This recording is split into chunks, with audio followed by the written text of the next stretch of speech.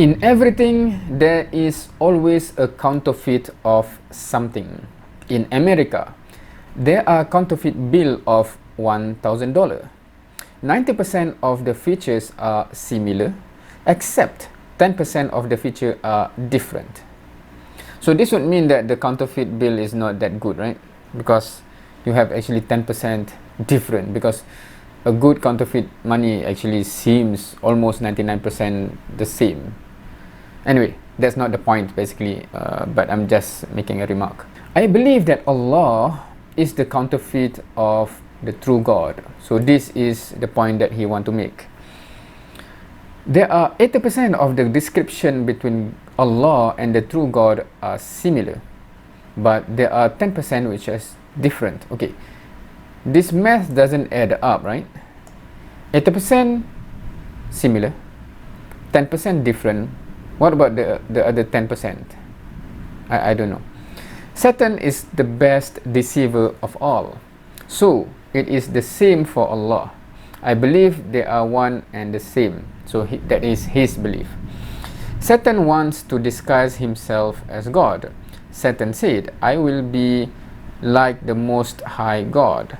To do this, he has to create another like Bible and another God to rival the true God. Of course, this guy is a Christian who believe in the Bible based on his comment, right? Because he said the true God is from the Bible. Right, so to that my response. Thank you for commenting and sharing your thoughts.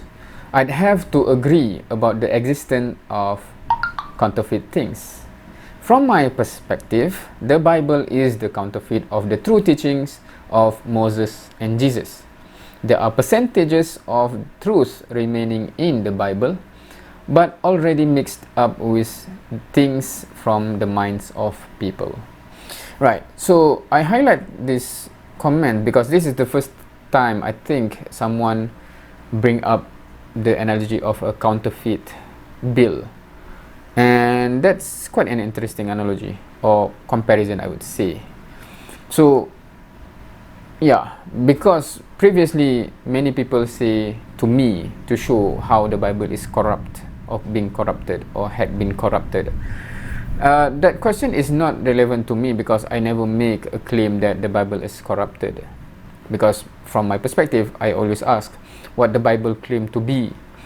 Does it claim to be Injil and Taurat that is revealed from Allah to the Prophet?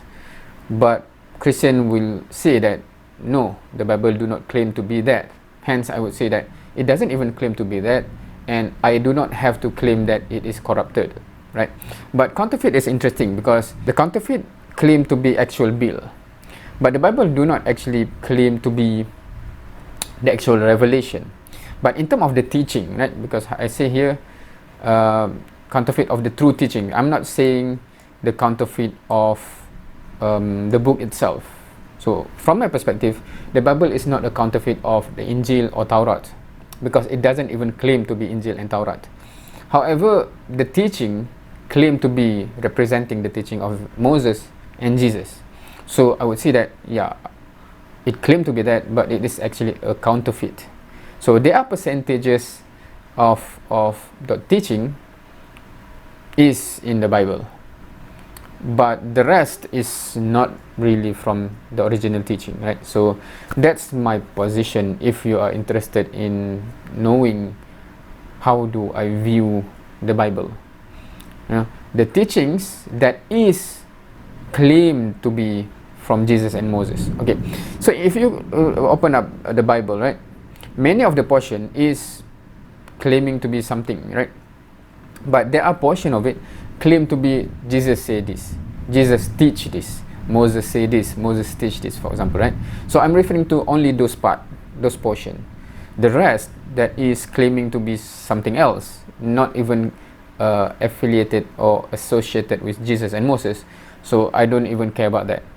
But the portion that says, oh, Jesus say this, Jesus teach this, then that is trying to counterfeit the actual teaching of Moses and Jesus.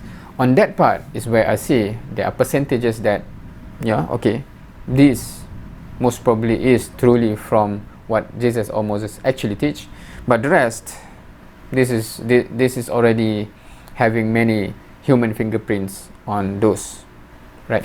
So that's my view, my perspective. Feel free to comment. Thank you for watching. See you next time.